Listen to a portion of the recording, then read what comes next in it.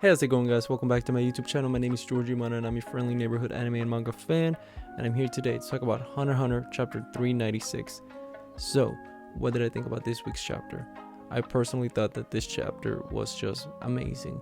This chapter continued on last week's trajectory of just, showing us more about the Phantom Troupe that we haven't seen before, because for the longest time, for over 20 years, we've been trying to figure out what exactly made the Phantom Troupe be the people that they are today. And before I start with this week's chapter, let's have a little quick recap of last week's chapter. So in last week's chapter, we began with the Crollo backstory, which was that we got to see that Crollo and how he was raised up in Meteor City, because Meteor City is not the place that you want to be raised upon. It's a place where it's just poor people everywhere, and you get to see that he's been able to somehow survive and manage to live the way that he has through his intellect. He's very smart, and he was also very loving. He has a lot of friends that he cares for, and we get to see some of them, like Sarasa and Shayla. What's very important about Shayla is that she actually got shown years ago in the Kurapika backstory for the promotion of the Phantom Rogue movie,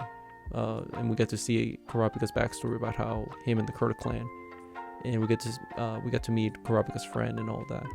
So being able to see Shayla again is very important. I think that Togashi's setting it up so we get to see Shayla and how she was involved. What I think was the Kurta clan massacre, because that's a big moment in the story, and I think that he's gonna tie it all well together once Shayla and the Phantom Troupe, because they're integral with each other. Because from what we saw is that Crollo is really close friends with Shayla, so I am 100% sure that that's where it's gonna lead.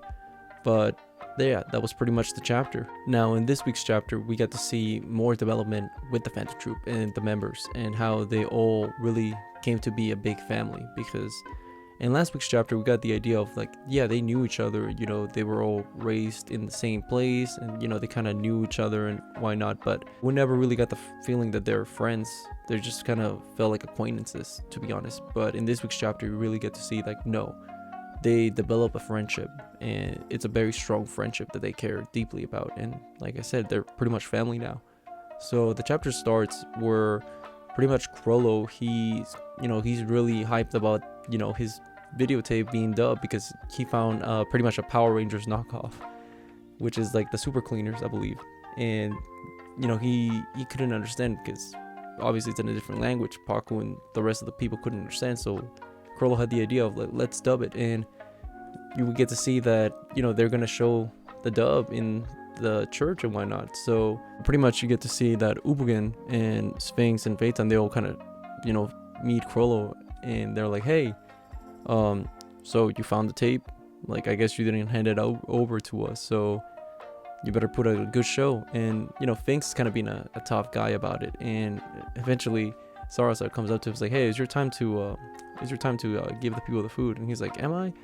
And pretty much, yeah, he does at the end of the day, start sharing food with the rest of the people. And and she even comments yeah, he's a softie at heart. He might think he's a tough guy, but in reality he's a softie, which we know that Sphinx is a very emotional person. He cares very deeply about his family, but he does keep that stoic, cold face throughout it all. So even back then he was like that. As a Ubugen, he was always a brute and hot-headed and whatnot, but this chapter really put a lot of character into him, because for the longest time we just thought he was just a musclehead. But in this chapter we get to see that there's actually way more to him. There's way more layers. And what fascinates me the most is that Togashi can grab a character that has been dead for a decade plus and make you care for him, even though that he's dead. And he adds to the character and gives him way more layers than he ever did while he was alive. So I think I gotta give mad props to Togashi for that, because he's really implementing some of his best story beats, which is how he develops his characters, the dialogue, the setting for what's to come. And he's just capitalizing all of those elements and putting them into one. And it's amazing. This chapter to me was phenomenal. I love this chapter. It was very fun, and it really gave you a lot of Crollo character development, because Crollo, he's one of those characters that throughout the entire series we haven't really gotten too much with him when it comes to what's inside of him and how he feels and whatnot. We know that he cares for the Phantom Troupe very deeply, but in this chapter we really emphasize that fact because we get to see that, you know, like how they all came together. And how they all came together was Chrollo was gonna dub, you know, the whole Power Rangers knockoff show that he found. And what happens is he does air it in the church, but during mid showing the tape starts like messing up, and you know, eventually the audio cuts up, and the one of the priests, they're like, hey, we gotta cut the tape because, you know, it's not working. It might affect the entire tape. So the Chrollo, the genius that he is, mid entire presentation, he decides like, you know what, let me dub this, like live performance. So he goes on stage and he starts dubbing the characters, and then the audience starts thinking like, wait, he dubs all these characters? What? That must be, that guy is very talented. And eventually, you know, Paku joins in on it, and Sarasa and Shayla, and they all, you know, they continue the episode that they were, you know, pretending that they were voice overing, and you know, they're really getting into character. And Chrollo, you get to see really Chrollo's funny expressions, and you know, he's very quirky and very, you know, happy and whatnot. So you know, something tragic must have happened for him to become the man that he is today, because Chrollo back in the day, he was very happy, very loving, very open with his feelings, and now he's very, you know, stoic and very cold when it comes to his expressions. He really barely even smiles, to be honest. So yeah, I'm sure we're gonna get to see how that happened. But going forward, so they do this show and they finish and everybody loves it. Everybody's like, whoa, this is amazing. So after the show, pretty much what happens is Ubugen, you know, he's kind of waiting outside, and Sarasa's like, hey, like, are you sure? Like, Ubugen's right there and he might like mess you up. And Chrollo's like, no, it's fine. I took his tape. I gotta face the consequences. But then Sarada cuts him off and he's like, you know what? Let me take care of this. So Sarasa goes up to Ubugen, and then she proceeds to say like, that was an amazing job. You did great, you fool. And like, pretty much, I'm paraphrasing, but everybody's shocked, like, what? And then, you know, Sarasa has this cute moment where she's like, I just dubbed over you. Like, that's what you're gonna say. And Ubugen's like, oh, like, he's kind of like flustered, like, what the, how was she able to pick that up? Like, and it was a very cute moment. And going forward, you get to see that Ubugen's like, hey, you did a good job. Can I join next time? And then you see a couple of the other Phantom Troupe members, like Things and Nobunaga and the rest of them, they're like, hey, let's take part of this. And eventually, you know, they start doing this act, like they start dubbing over the characters, and they're all having fun and they're really starting to interact. But then they stumble upon a dilemma, which is that they eventually will run out of the episodes. And what happens is Nobunaga and Ubugen, they're like, hey, why don't we just improvise? Like, people, you know, they come here and they're gonna have a good time regardless. Like, they pay attention to us too as the voice actors. And Shayla's like, yeah, you know what, to be honest, a lot of people keep their eyes on Chrollo more than the actual show at times. And they're like, okay, let's go for it. And Ubugen's like, like, we should have a name. Like, I want this group to have a name. And then Nobunaga's like, yeah, but like, what name can you come up with, man? And then Ubugen has the idea, like, well, I want a cool name, man. What if we come up with a name, something like epic, something that sounds cool? What about something Troupe?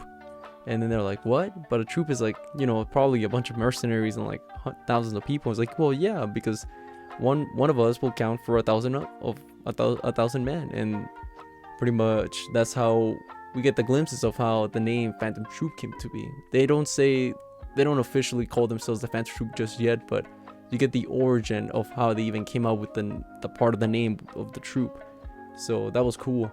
And then from there on, we get to see that, you know, they do their dub and why not, and it's epic. Like, you know, they just voice over it, and you know, they all kind of do like their own characters, and it's great. It's just a lot of fun. We get to see like all of them just have fun. And this is what this chapter was. We just got to see the Phantom Troupe loosen up and, you know, just have fun as kids would, and it was fantastic. And I loved every single second of it, because this is what a lot of people have been asking for many years, which was, at least for me, that I've known, is having a Phantom Troupe backstory about how they all came together. And to be honest, I gotta be 100% with you guys. I've been loving this entire flashback so far.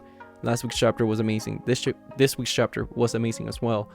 And to end things off, it leaves with a cliffhanger, which you know it's gonna be something insane the next couple of chapters, which is Sarasa goes missing because she wanted to get more tapes of the pretty much the Power Rangers knockoff so they can continue dubbing the episodes and they can continue going with the performances. And what happens is she goes and she's like, yeah, they don't know that there's a bunch of more episodes of that like in VHS tapes somewhere in the woods, so I'm gonna go find them.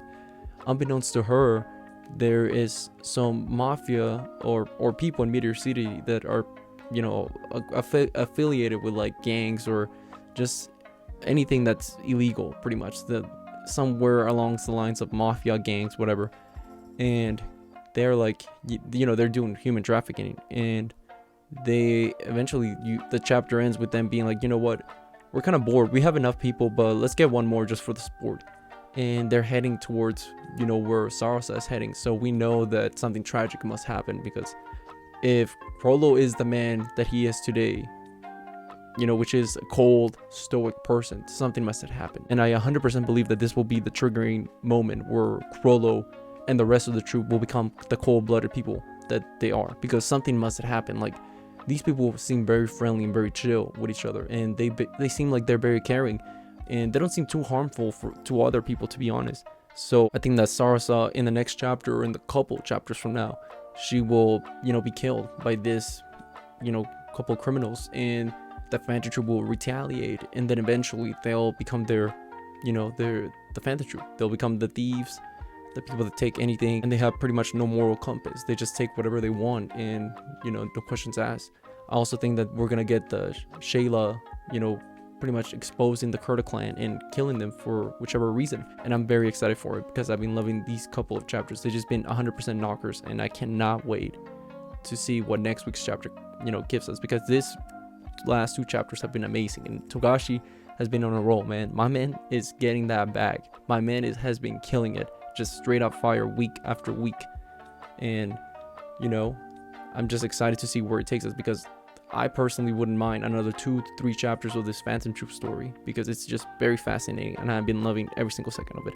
But hey, that's just my thoughts on the chapter. What did you guys think about the chapter? Did you guys think it was lame? Did you guys think it was alright? Did you guys love it like me? Whatever you guys thought, let me know in the comment section down below. Thank you guys so much for watching and sticking all the way to the end of the video. I really appreciate it, and don't forget to like, comment, and subscribe to my YouTube channel for more anime and manga content in the near future. But with that being said, I hope you guys have a great rest of your day. Bye bye.